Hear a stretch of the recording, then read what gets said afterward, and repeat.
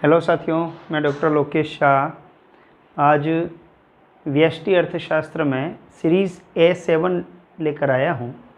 A7 में part 1। आज हम कॉस्ट रिलेटेड कंसेप्ट पढ़ते हैं, लागत अवधारणाएं, और उनमें सबसे पहले हम लेते हैं लागत क्या है, कॉस्ट क्या है। वैसे सिंपल वर्ड्स में अगर हम देखें तो हम ये कह सकते हैं किसी वस्तु का उत्पादन करें तो जो खर्चा आता है उसे हम लागत कहते हैं उत्पादन की, है ना। और यहाँ पर भी हम यही कहेंगे कि किसी वस्तु का उत्पादन करने में जो व्यय किया जाता है, जो कुल व्यय किया जाता है, उसे हम लागत कहते हैं। यहाँ यही लिखा है, लागत से अभिप्राय किसी वस्तु का उत्पादन करने में उत्पादक द्वारा जो व्यय किया जाता है, फर्म द्वारा जो व्यय किया जाता है, उसे हम उस वस्तु की लागत कहते हैं। अब हम बात करें मौद्रिक लागत, मॉनेटरी कॉस्ट। मौद्रिक लागत शब्द क्लियर है, मुद्रा के रूप में लागत, अर्थात किसी वस्तु का उत्पादन करने में मुद्रा के रूप में जो भी कुल व्यय किया जाता है, मुद्रा के रूप में कुल व्यय किया जाता है, अर्थात साधनों को जैसे भुगतान किया, कच्चे माल का भुगतान किया, मुद्रा के रूप में जो भी पेमेंट हुआ है ना, उसे हम कहते हैं मौद्रिक लागत, मॉनेटरी कॉस्ट। किसी वस्तु का उत्पादन करने में मुद्रा के रूप में जो कुल व्यय किया जाता है उसे मौद्रिक लागत कहते हैं। और दो प्रकार की होती है ये मौद्रिक लागत, और ये दो प्रकार की होती है, स्पष्ट लागत एक्सप्लिसिट कॉस्ट, और दूसरा है अस्पष्ट लागत या सन्निहित लागत इम्प्लिसिट कॉस्ट। इसको हम डिटेल में पढ़ते हैं क्या होता है ये। पहले हम लेते हैं स्पष्ट लागतें, एक्सप्लिसिट कॉस्ट। पढ़ने में तो ऐसा लगता है, यहाँ समझ में आ गया। स्पष्ट अर्थात जो दिख रही है, ऐसी लागतें जो दिख रही है, हाँ ये खर्चा हुआ। इसको हम डिफाइन कैसे करेंगे, तो किसी वस्तु का उत्पादन करने में उत्पादक द्वारा, फर्म द्वारा अन्य व्यक्तियों को, अदर पर्सन्स को, अन्य व्यक्तियों को या बाह्य व्यक्तियों को, बाहरी व्यक्तियों को जो भुगतान किया जाता है, समझ में आया। उत्पादक द्वारा अन्य व्यक्तियों को साधनों के बदले में या कच्चे माल के बदले में जो भुगतान किया जाता है, नकद कैश भुगतान जो किया जाता है, उसे स्पष्ट लागतें कहते हैं। जैसे श्रमिकों को रखा काम पर, उन्हें मजदूरी दी, कच्चा माल खरीदा, कैश पेमेंट कर दिया, बीमा की, प्रीमियम भर दी, है ना। ये परिवहन पर व्यय किया, ट्रांसपोर्टेशन कॉस्ट हुआ। तो ये जो खर्चा हुआ, जो अन्य को पेमेंट किया है, उसे स्पष्ट लागतें कहते हैं। प्रत्यक्ष लागतें भी कहते हैं, व्यक्त लागतें भी कहते हैं। और अकाउंटेंट अपने अकाउंट्स में इन लागतों को लिखता है, ये अकाउंटेबल कॉस्ट हैं। इन्हें लेखों में प्रविष्ट किया जाता है, अकाउंट में लिखा जाता है। क्यों लिखा जाता है? क्योंकि इसके मापने का पैमाना है। उत्पादक अपने हाथों से भुगतान कर रहा है, नकद में भुगतान जिनका हो रहा है, उसका मापन हो जाएगा कि इतना भुगतान इसको किया। इसलिए इसे लेखा लागतें भी कहते हैं, क्योंकि इन्हें लेखा में प्रविष्ट किया जाता है। उत्पादन के विभिन्न आगतों की खरीद पर, आगत अर्थात इनपुट, साधन, विभिन्न आगतों की खरीद पर अन्य व्यक्तियों को किया गया मौद्रिक भुगतान, अदर पर्सन्स को जो भी भुगतान हुआ, जैसे श्रमिकों की मजदूरी, कच्चे माल की खरीद, बिल्डिंग का किराया, यदि हमने बिल्डिंग किराए पर ली है तो उसका किराया दिया है तो ये भी देना है। यदि हमने लोन पर पैसा लिया है कंपनी को खोलने के लिए, चलाने के लिए, तो उसका जो ब्याज है वो भी स्पष्ट लागत, क्योंकि ब्याज हम दे रहे हैं बैंक को, है ना। फिर है बीमा, विज्ञापन पर व्यय, एडवर्टाइजमेंट पर कॉस्ट है। परिवहन पर जो व्यय किया जा रहा है, जो भी व्यय हुआ, हमने जो अन्य व्यक्तियों को भुगतान किया, है ना, उसे हम कहते हैं स्पष्ट लागतें। नेक्स्ट हम बात करेंगे अस्पष्ट लागतें या सन्निहित लागतें। सन्निहित अर्थात वो लागतें निहित हैं, उत्पादन करने में वो लागतें लग रही हैं लेकिन दिख नहीं रही है, अस्पष्ट हैं, अव्यक्त हैं, व्यक्त नहीं हो रही है, मालूम नहीं पड़ रहा है। अर्थात उत्पादक या फर्म द्वारा बाहरी व्यक्तियों को कोई भुगतान नहीं किया गया है। स्वयं के साधनों के बदले में जो लागतें वहन की जाती हैं उन्हें हम अस्पष्ट या सन्निहित लागतें कहते हैं। जैसे मेरी कोई फैक्ट्री है, उसकी बिल्डिंग मेरे स्वयं की है, तो मुझे बिल्डिंग का किराया किसी को देना नहीं है, लेकिन बिल्डिंग का किराया लग तो रहा है। अभी बिल्डिंग किसी और की होती तो किराया देना पड़ता ना। यहाँ मैं किसी को किराया दे नहीं रहा हूँ, लेकिन लागतें लग रही हैं। इसे कहते हैं इम्प्यूटेड रेंट, है ना, सन्निहित लगान। नेक्स्ट, यदि हम कहें कि स्वयं की पूंजी, मैंने बैंक से लोन नहीं लिया है, जितना पैसा फर्म में लगा हुआ है सारा मेरा अपना है। जब मेरा अपना पैसा लगा हुआ है अर्थात पूंजी स्वयं की है, तो मुझे किसी को ब्याज देने की ज़रूरत नहीं है, मैं किसी को ब्याज का भुगतान नहीं कर रहा हूँ। तो जब मैं ब्याज का भुगतान नहीं कर रहा हूँ, लगान का भुगतान नहीं कर रहा हूँ, है ना, इसका मतलब मैं स्वयं वहन कर रहा हूँ, और स्वयं वहन कर रहा हूँ तो ये लेखे में प्रविष्ट नहीं हो पाएगा क्योंकि ये दिख नहीं रहा है। ठीक है ना। देखिए, ऐसी लागतें जिन्हें उत्पादक स्वयं अपने स्वयं के साधनों के उपयोग के बदले में वहन करता है, बाहरी व्यक्ति को भुगतान नहीं करना पड़ता है, इन्हें अव्यक्त लागतें भी कहते हैं। जैसे स्वयं की पूंजी का ब्याज, स्वयं की बिल्डिंग का किराया, स्वयं की सेवाओं का वेतन। जैसे मेरी फैक्ट्री है, मैं ही मैनेजर के रूप में सेवाएं दे रहा हूँ। अब जो दूसरे श्रमिक और कर्मचारी है उनको तो मैंने पेमेंट कर दिया, लेकिन मैं स्वयं भी सेवाएं दे रहा हूँ, उसकी सेवाओं का वेतन कहाँ गया? वो तो मैंने किसी बाहरी व्यक्ति को तो भुगतान नहीं किया। यदि मैं कहीं और काम करता तो मुझे सैलरी मिलती, या मेरी जगह कोई और मैनेजर होता तो मैं सैलरी देता। तो ये ध्यान रखना है कि उत्पादक के स्वयं के साधन या सेवाएं लगी हुई हैं तो उनका जो भुगतान है वो बाहरी व्यक्तियों को नहीं होता है, वो स्वयं वहन करता है, स्वयं प्राप्त करता है। इन्हें हम सन्निहित लागतें कहते हैं। नेक्स्ट हम देखते हैं वास्तविक लागत, रियल कॉस्ट। ये जो लागत है ये व्यवहारिक नहीं है, व्यवहारिक कम है, सैद्धांतिक ज़्यादा है। इसका मापन नहीं हो सकता है, केवल अनुभव किया जा सकता है। जैसे कोई श्रमिक दिन भर कार्य करता है, अपने घर पर बच्चों को रोता हुआ छोड़कर आया है, उसके घर वाले प्रतीक्षा कर रहे हैं कि कब वो कमा कर लाएगा, कुछ बाजार से सामान लाएगा और घर पर खाना बनेगा। श्रमिक की शारीरिक क्षमता इतनी नहीं है, लेकिन मजबूरी है, वो काम कर रहा है।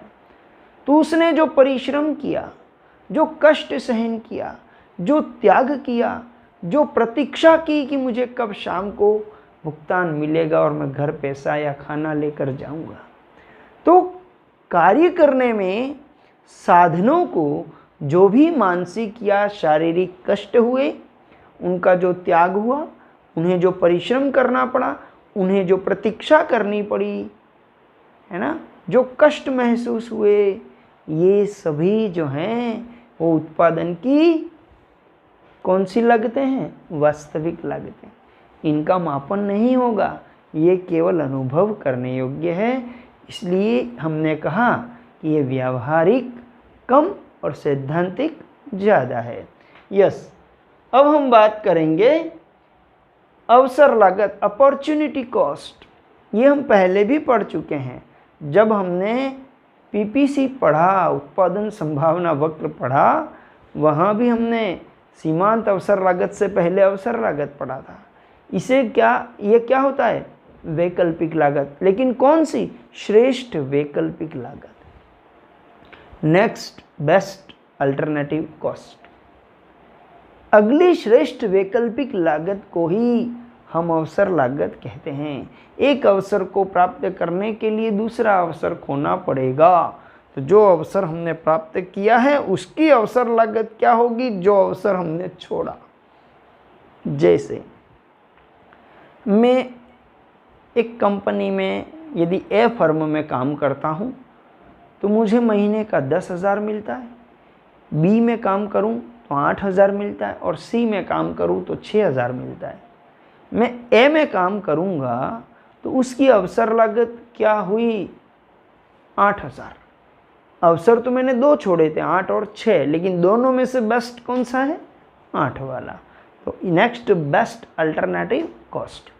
यहाँ पर हम बात करें, जैसे एक किसान अपने खेत में 100 क्विंटल गेहूं उत्पादित कर सकता है या 80 क्विंटल चना उत्पादित कर सकता है। अब यदि वह गेहूं उत्पादित करता है 100 क्विंटल तो उसकी अवसर लागत क्या होगी? 80 क्विंटल चना। क्यों? क्योंकि वो उसने छोड़ा। यदि वह 80 क्विंटल चना उत्पादित करता है तो उसकी अवसर लागत क्या होगी? 100 क्विंटल गेहूं, जो कि उसने छोड़ा। तो यहाँ पर हम यही कहेंगे कि श्रेष्ठ वैकल्पिक जो त्याग किया गया है उसी की लागत को हम अवसर लागत कहते हैं। नेक्स्ट है निजी व सामाजिक लागत, private cost and social cost. Private cost, निजी लागत क्या होती है? किसी फर्म या उत्पादक द्वारा वस्तु का उत्पादन करने में जो व्यय किया जाता है उसे निजी लागतें कहते हैं, जो कि संबंधित उत्पादक या फर्म से ही संबंधित होती हैं, है ना, अन्य किसी से कोई मतलब इसका नहीं होता है। जबकि सामाजिक लागतें क्या होती हैं? निजी लागत में तो उदाहरण हम ये दे सकते हैं, मजदूरी, लगान, ब्याज का भुगतान, कच्चे माल पर व्यय, ये सब निजी लागतें हैं। सामाजिक लागतें, सोशल कॉस्ट, जैसे किसी वस्तु का उत्पादन हो रहा है ना, यहाँ पर बहुत ज़्यादा श्रमिकों की भीड़ होती है, आसपास के लोगों को तकलीफ होती है। इसके बाद बहुत गंदा गंदा धुआं निकलता है, फैक्ट्रियों से गंदा पानी निकलता है, बहुत ध्वनि प्रदूषण, जल प्रदूषण, वायु प्रदूषण हो रहा है। इसका खामियाजा कौन भुगत रहा है?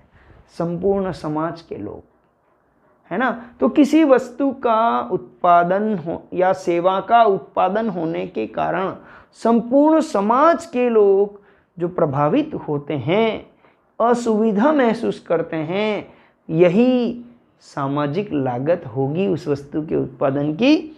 देखिए, किसी वस्तु या सेवा का उत्पादन करने से संपूर्ण समाज को जो लागत वहन करनी पड़ती है उसे ही हम सामाजिक लागतें कहते हैं, जैसे सभी प्रकार के प्रदूषण।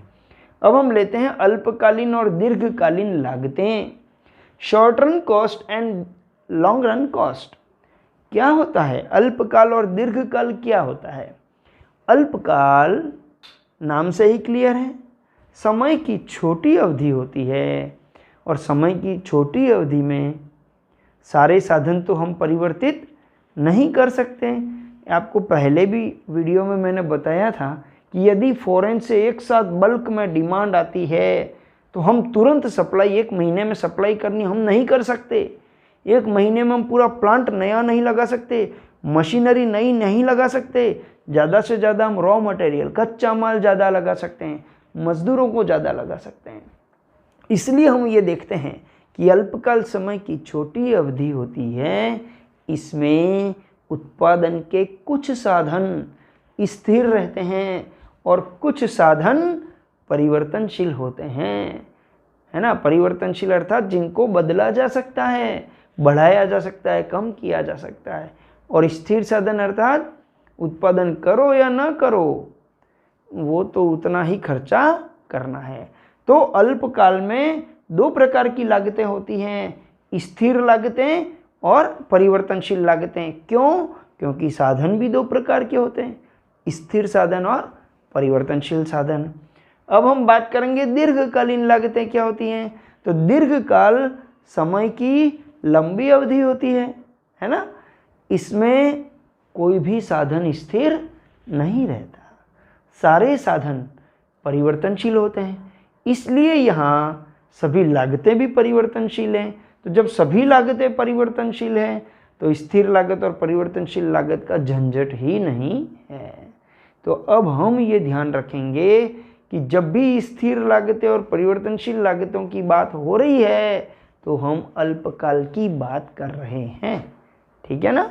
यस। अब देखिए, स्थिर लागतें और परिवर्तनशील लागतें क्या होती हैं? Fixed cost and variable cost.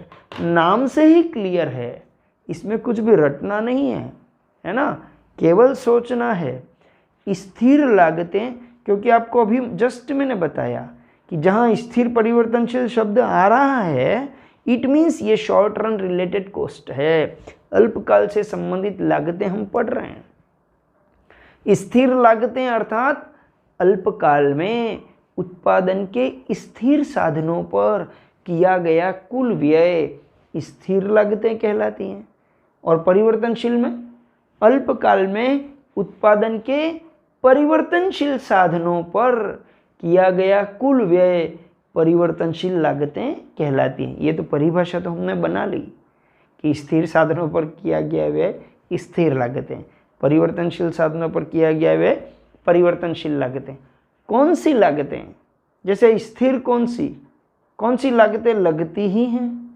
जैसे बिल्डिंग का किराया, हमने फैक्ट्री खोल दी, बिल्डिंग किराए पे ली है और बैंक से लोन लेकर फैक्ट्री में पैसा लगाया है। अब यदि आप उत्पादन नहीं करते हैं, उत्पादन जीरो है, तो क्या बिल्डिंग का किराया नहीं देना पड़ेगा?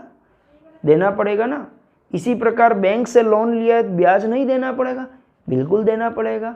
और जो स्थायी कर्मचारी हैं, जैसे हमने चार्टर्ड अकाउंटेंट, मैनेजर, ऐसे कर्मचारी जो परमानेंट एम्प्लॉय हमने जो रखे हैं ना, उनको तो सैलरी देनी पड़ेगी, भले उत्पादन ना किया हो, है ना, जीरो उत्पादन हो। इसी प्रकार हमने जो इंश्योरेंस करवाया है उसका प्रीमियम भरना पड़ेगा, हमने लाइट कनेक्शन लिया है उसका जो फिक्स्ड चार्जेस है वो भरना पड़ेगा।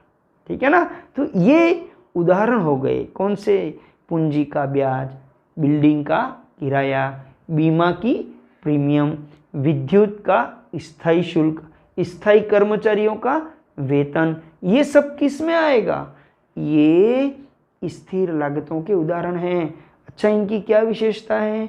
जीरो उत्पादन पर भी वही लगेगा और तुम उत्पादन कितना भी बढ़ाओ तो भी वो वही रहेगा।